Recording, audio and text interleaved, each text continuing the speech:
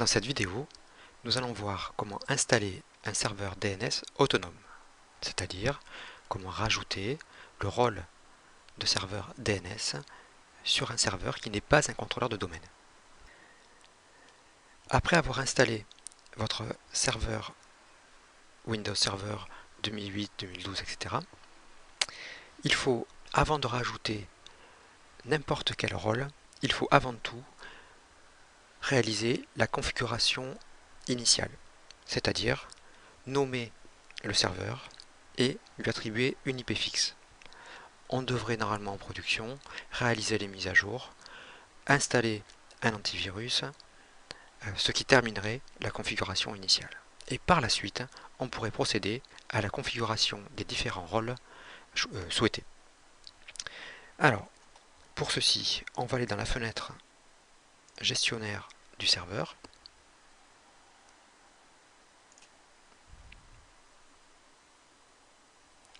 Et on a ici un lien rapide qui va nous permettre de changer le nom de l'ordinateur en cliquant dessus.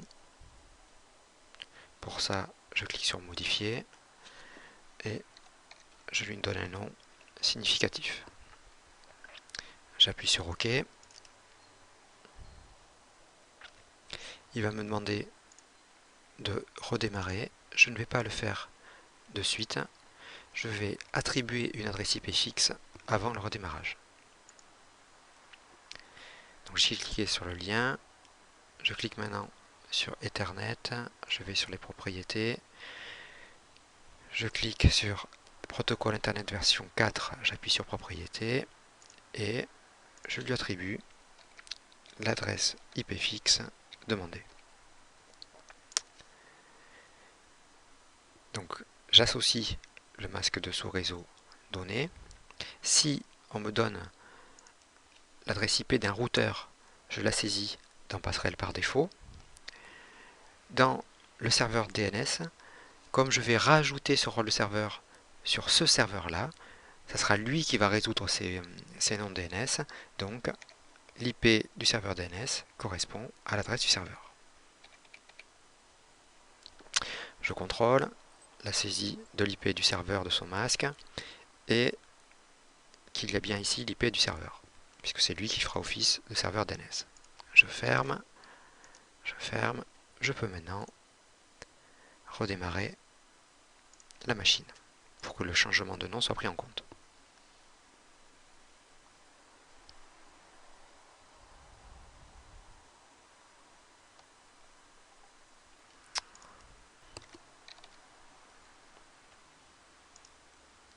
Voilà, j'ouvre une session.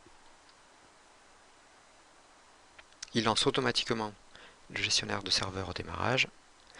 Maintenant que je viens de renommer le serveur, de lui attribuer une IP fixe, on suppose que j'ai réalisé les mises à jour, que j'ai installé l'antivirus. Je vais pouvoir passer à la configuration des rôles et dans ce qui nous intéresse, le rôle de serveur DNS. Alors, je pourrais utiliser ce lien-là. Une autre manière est de passer par le menu Gérer et d'utiliser Ajouter des rôles et fonctionnalités. Un assistant va se lancer, je clique sur Suivant, je laisse par défaut, je clique sur Suivant, je vois mon serveur, je clique sur Suivant, et ici, il y a la liste des rôles que je peux installer. Je sélectionne Serveur DNS, une fenêtre s'ouvre, je clique sur le bouton Ajouter des fonctionnalités, je clique sur Suivant, je ne sélectionne rien d'autre, je clique sur Suivant, et je clique encore sur Suivant. Maintenant, je vais cliquer sur Installer, et je laisse le rôle s'installer. Je ne fais rien d'autre pour l'instant. Ça va être assez rapide.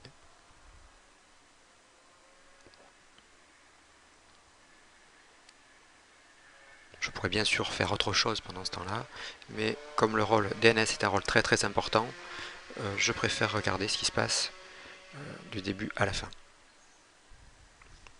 Voilà, l'installation du rôle est terminée. Je vais pouvoir fermer l'assistant. Je vais lancer par le menu Outils ici la console qui va me permettre de configurer ce rôle. Alors, je retrouve ici donc le nom de mon serveur. Je déroule l'arborescence avec les triangles. Et je vais maintenant configurer les deux composants essentiels du DNS, la zone de recherche directe et la zone de recherche inversée. Donc je sélectionne zone de recherche directe, je clique à droite, je sélectionne nouvelle zone et un assistant se lance, ce qui va me permettre de configurer cette zone. Le nom de la zone va correspondre en fait à mon nom de domaine. Pour l'exemple, je l'appelle dmn.local. Vous saisiriez le nom de domaine qu'on vous donne. Je clique sur suivant. Ici je laisse par défaut, je clique sur suivant. Suivant le cahier des charges, je n'autorise pas les mises à jour dynamiques ou j'autorise les mises à jour dynamiques sécurisées et non sécurisées. Ici, pour l'exemple, je sélectionne les mises à jour dynamiques sécurisées et non sécurisées. Je clique sur suivant et je clique sur terminer. On voit ici le nom du domaine que j'ai attribué. En cliquant dessus, on retrouve deux enregistrements. Le SOA, qui est le début de la zone, le nom du serveur, donc ceci c'est ce qu'on appelle des enregistrements. En fait, il m'en manque un. On va voir comment rajouter un enregistrement pour qu'il puisse bien résoudre les noms en IP. Je vais m'occuper de la zone de recherche inversée. Alors il faut deux zones, puisque la première zone va me permettre de résoudre les noms en IP, et l'autre zone va me permettre de résoudre les IP en nom. Donc, clic droit sur zone de recherche inversée, je sélectionne nouvelle zone. Dans l'assistant, je clique sur suivant. Je laisse zone principale, je clique sur suivant. Je laisse zone de recherche inversée IPv4, je clique sur suivant. Et ici, il faut que je saisisse l'ID réseau. Donc, je suis sur une classe C. L'ID réseau, c'est 192.168.1 dans l'exemple que j'ai choisi. Attention, si nous avions été sur une classe B, en 72.16.00 par exemple, il n'aurait fallu saisir que le 172 et le 16. J'aurais laissé ici cette case blanche. On ne saisit que les chiffres composant l'ID réseau, c'est tout. On laisse les blancs. Je clique sur suivant. Je laisse par défaut, je clique sur suivant. Pour cette zone aussi, je vais autoriser, pour l'exemple, les mises à jour dynamiques sécurisées et non sécurisées. Je clique sur suivant. J'appuie sur terminer. Je déroule l'arborescence. Je clique ici sur ma zone inversée et je retrouve deux enregistrements. Alors, il nous manque dans chaque zone un enregistrement qui correspond à l'enregistrement de type A du serveur.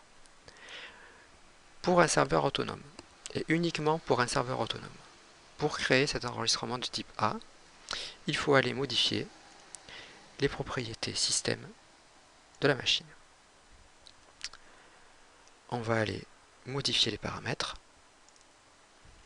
On va ensuite modifier. On va cliquer sur le bouton Autre. Et ici, dans suffixe DNS principal, on va rajouter le nom du domaine de la zone directe. Je fais très attention à l'orthographe. Je clique sur OK.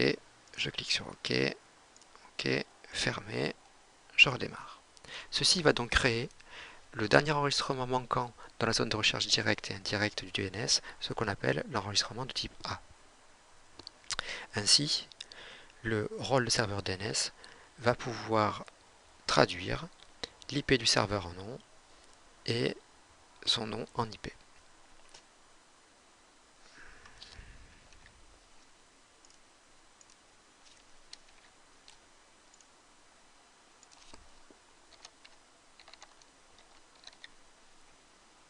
J'ouvre de nouveau ma session et on va aller faire une dernière manipulation de configuration via le gestionnaire de serveur, via le menu outils. Je vais retourner dans la console DNS. Dans la zone de recherche directe, je déroule l'arborescence, je clique sur mon domaine et l'on voit ici apparaître l'enregistrement de type A. Il faut toujours que vous ayez dans la zone directe au moins 3 enregistrements. Le SOA du serveur, le NS du serveur et l'enregistrement de type A du serveur. Pour la zone de recherche directe, c'est pareil. On voit ici donc le SOA, le NS et le PTR qui est l'enregistrement inversé du A de la zone de recherche directe. La configuration du DNS est terminée. Je vais maintenant le contrôler par différents tests. Pour le premier test, clic droit, propriétés. Il y a ici un onglet Analyse. Je peux décider de sélectionner une requête simple de résolution de nom et je clique sur Tester. Et ici, on voit que la résolution a fonctionné. J'appuie sur OK. Je vais réaliser un autre test en ligne de commande avec la commande nslookup pour vérifier la résolution de nom.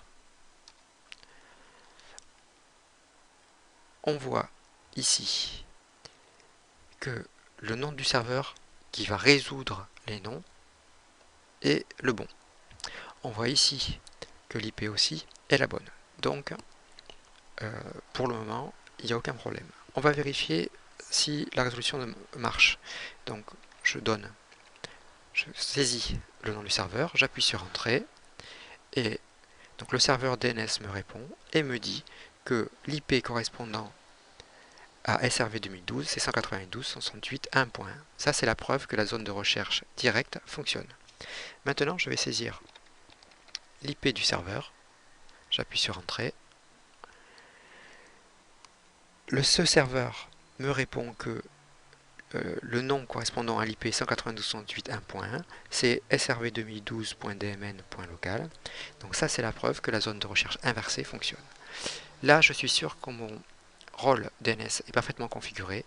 Je peux maintenant passer à autre chose.